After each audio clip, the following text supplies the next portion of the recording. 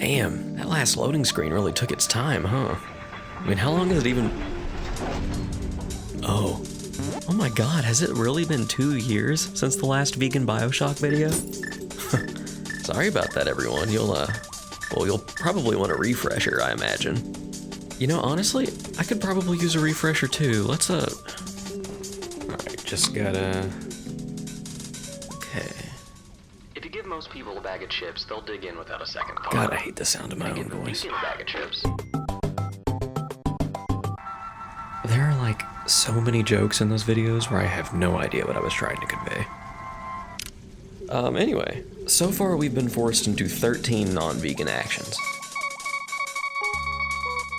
That's quite a few more than I initially anticipated going into this playthrough, so it would probably be a little funny if I were to reveal that I had actually missed one, right? Because I did. I missed one. All the way back in the first episode. Remember that service radio that we picked up? It's a little hard to make out in the dark, but that right there is a leather handle. Yeah, I usually give a pass to default equipment, but we explicitly picked this up and equipped it ourselves. It's kind of embarrassing that I missed this, honestly, considering that I, arbitrarily cut myself off from access to both the pistol and shotgun because I thought that they might have leather grips, when in reality it was just wood. So let's just tack on one more little forced non-vegan action to our ever-expanding list. And, on the subject of oversights, the much more popular vegan YouTuber, oh god, there's no way I'm gonna get this right, let's just let Google do it. Abat le ciel. Abat le ciel. Abat le ciel, well, I don't know, whatever. Anyway, he pointed out in the comments of the last video a now glaringly obvious inconsistency from the intro. I went into some detail talking about how brands of sugar aren't vegan because they're filtered through animal bone char, and then immediately went on to claim that Oreos are surprisingly vegan, seemingly forgetting that one of their key ingredients is sugar, which, like I said, is often filtered through animal bone char, which would make them non-vegan. Apparently this isn't the case with European Oreos or, other places with better consumer protection, but for Americans like myself, it's something to look out for. Anyway, if part 3's intro was about being overzealous in pursuit towards veganism, then let's say that this one is about being accidentally underzealous and realizing you've screwed up. Does that mean we should just give up on being vegan because we failed? No. If you're coming at veganism from a genuine investment, then just, don't make excuses. Don't get defensive, own the failing. But learn from your mistakes, move on, be better. And on the subject of moving on, we're about to move on to what is possibly the most fitting level to our character's vegan lifestyle. Viewers, I welcome you to Arcadia. Can you believe it? We've officially arrived in the plant-based district of this subaquatic utopia. This place should be a breeze, no non-vegan issues here, right?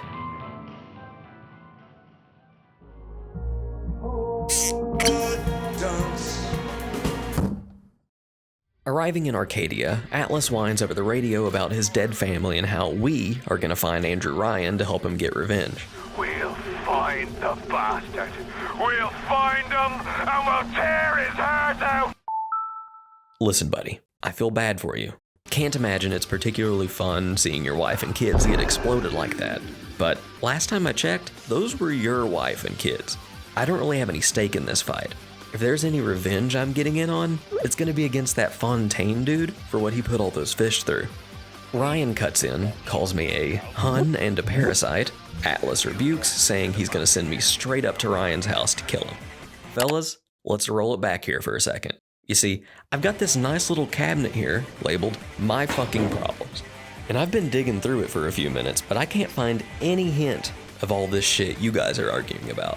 Atlas points us in the direction of another bathysphere that leads to Andrew Ryan's quarters. Not exactly my goal destination, but at least a move in the right direction, which is, out of this godforsaken place.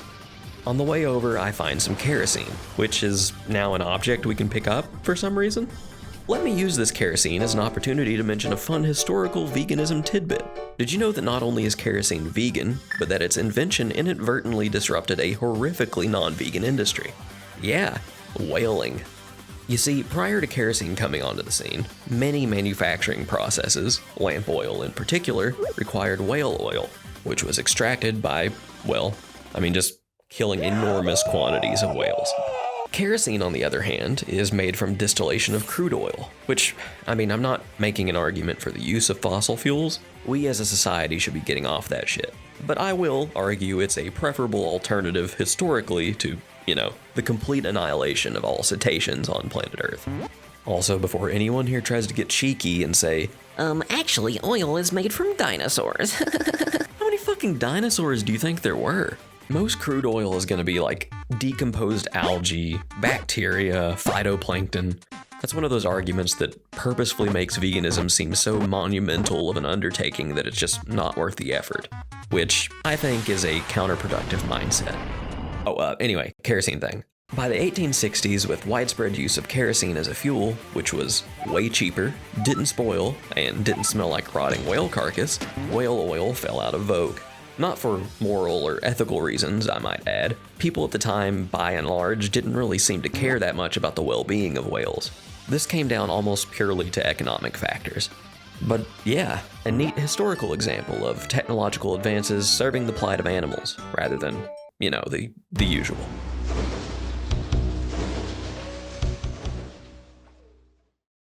All of that aside, along the path we've got more splicers.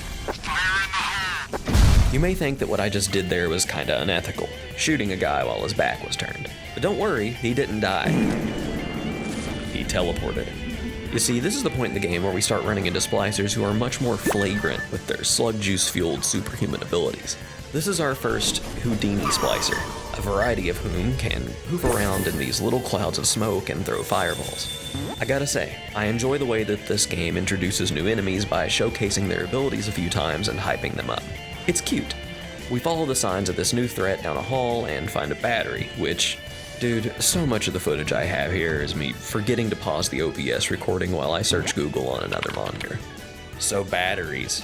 This one is complicated. If you look up, are batteries vegan, you get a lot of conflicting information.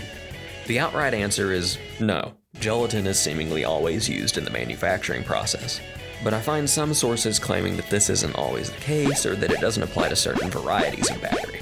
I decided to focus my attention on what I imagined would most likely be what we're looking at here, which would be some sort of common alkaline-based battery. Unfortunately, containing metals like zinc, cadmium, etc., it appears that gelatin is likely used in the extraction process for these components. Much like how I omitted wine due to the possibility of it going through the fining process that requires eggs, while it doesn't contain gelatin, by the strict definition we're running with in this playthrough, I would say that batteries are not vegan. In day-to-day life, given the lack of alternative and the caveat included in the definition of veganism, as far as is possible and practicable, this is something that many vegans, myself included, bitterly accept as a facet of modern life. I mean, I wouldn't be making this video right now without the CMOS battery in my motherboard, for instance, which, actually, that might be better for society if I weren't making videos, I don't know. Anyway, in this case, we're going to be super strict in a video game because it's funny, which means I won't be using batteries in this playthrough and can cash in on that sweet additional vegan cred. At this point, a lot of you are probably thinking, hey Dunce, are you gonna play the damn game or are you gonna spend the whole fucking video talking about the manufacturing processes of various products? Where do you think we are? Where did I go wrong? I lost my... This dude gets pretty annoying, popping up to taunt us, then poofing away, again and again, until it's one time too many. He's got a chlorophyll solution on him, which I'm willing to bet is vegan. Chlorophyll. It makes planes grow. But it is a solution, which means there's other stuff in there that might not be okay. Either way, I took it. I chunked some pumpkins, learned some lore about this place, and then it's back to the sort of combat that I'm used to. Also the sort of areas you can't access without using plasmids that I'm used to. Let me in! Let me in! I hack into a nearby circus of values, and it's here that we find two varieties of ammo for a weapon we haven't found just yet. Liquid nitrogen and napalm. Liquid nitrogen is fine, it's all good. But, let me just tell you, for the record, is napalm vegan might be the funniest thing I've Googled in doing research for these videos. No, Dunce, napalm is not vegan. Katanas are not vegan either. Napalm is the combination of a petrochemical like gasoline and a gelling agent. And what's the world's gelling agent of choice? That's right, gelatin. I know. I was also shocked to learn that a weapon used to commit so many crimes against humanity wasn't vegan. We carefully navigate a room of electric wire traps and then locate a U-invent station. These things are intriguing. They allow us to craft a handful of different tools and ammunition varieties. These 3 are made from vegan components, but the automatic hack tool is made with batteries. I've been picking these tools up so far, but haven't used one yet, which looks like it was a good call. The big daddies in this area are kind of annoying. The developers obviously placed them in such a way that you'd inevitably come into conflict. But, as with those before, we're still trying to go for the you don't bother me, I don't bother you approach. Daddy, chill. What the hell is even that? This dude nearly makes me shit myself, and then I end up getting surprised and taken down by one of those Houdini splicers I was just talking about. These guys hit pretty damn hard. It only took 2 hits to kill me from pretty much full health. You see, this is where our lack of upgrades, tonics, etc. are really gonna start to show through, and it can only get worse from here as the game's difficulty continues to ramp up. As we move along, Howard Hughes pops in over the radio to let us know that he, well... On the surface, I once bought a forest. The parasites claimed that the land belonged to God and demanded that I establish a public park there. Why? So the rabble could stand slack-jawed under the canopy and pretend that it was paradise earned. When Congress moved to nationalize my forest, I burnt it to the ground. Alright, damn. Yeah, Atlas, we'll do it. Let's kill this guy. I get revenge on the Houdini splicer. Keep my sea slug friends out your fucking mouth! Find glue, which is like 99% probability non-vegan, and have to wait for another big daddy to slowly trudge by before I can progress. But then, Brian starts dumping a chemical through the air vents to kill all of the plant life in Arcadia. This is where I decided that something has to be done about this guy. You send junkies to kill me? I'll give you a pass. You blow up a mother and her children in front of me. Not my problem. You attack plants. My food supply? Oh, it is fucking on, brother. In the meantime, however, we've got to fix this before we run out of oxygen. Atlas sends us off to Julie Langford, the lady whose research helped create Arcadia. She then sends us off to find supplies to make something that can remedy the situation. The first is a sample of Rosa gallica. We're looking for a French rose. On our way to find said rose, we run into a ton of splicers, a ton of turrets, and a ton of traps. But we find the rose. On our way back, however, we find another big daddy who won't get out of our fucking way. Luckily though, he's all bark, no bite.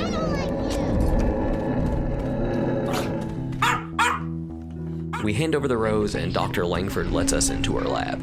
Unfortunately, by the time we reach her office, Ryan locks the door and kills her in front of us. Why doesn't he just do that to us? In her office, we find a new weapon, the chemical thrower. This thing has 3 different ammo types: liquid nitrogen, napalm, and electric gel. Unfortunately, napalm is made with gelatin, and electric gel is a craftable substance made with batteries, so also gelatin. So basically we just found a big freeze gun. Or did we? Is the weapon itself made with any leather or other animal-based components? Well, I didn't really check before picking it up. So I loaded a save and redid that segment so I could take a closer look. Unfortunately, that means we have to watch Dr. Langford die in that part cloud again. At initial glance, I'm not seeing any problems. I accidentally knock it out of the perfect lighting source and then struggle with smacking it around for a few minutes. But yeah, I think this one is alright. Anyway, with her dying movements, Langford gives us the code to her safe where we find the formula to reverse the gas that's killing the trees. All we need is Rosa gallica, check. Distilled water, should be pretty easy to find, right? Chlorophyll, found a bunch of that already. And enzymes extracted from Apis mellifera. Oh, fuck. Alright, this video has been a long time coming, so let me say just how much I appreciate your patience. It was originally intended to be around 30 minutes long, but I ended up splitting it into 2 parts. So at some point in time, you can expect to see the already recorded but currently unedited Part 5 showing up in your subscription feed. I'd like to give a particularly emphatic thank you to my patrons over at patreon.com/poordunce, and a rootin' tootin' shout out to my top tier patrons: Blurk Plimpton, Jade Tigers Typing, Lucas Gabriel, Malacandra, Mazakine Mays, Mr. Floyd, Olive, Rain the Little Lamb, Royan, Sour Pears, and Variable Gear. Someone recently stole my debit card, and as a result, I had to temporarily freeze my bank account until the whole situation got resolved. Luckily, it just so happened that I had set up a separate account just for Patreon, which meant that those funds were entirely safe and accessible throughout the entire ordeal. As a result, I had the ability to, buy food, pay bills, hire dark web assassins, things I literally wouldn't have been able to do without your support. So seriously, thank you all. It was pretty clutch. Anyway, to the rest of you, don't steal people's debit cards. That's kind of a dick move. Also, thank you for watching.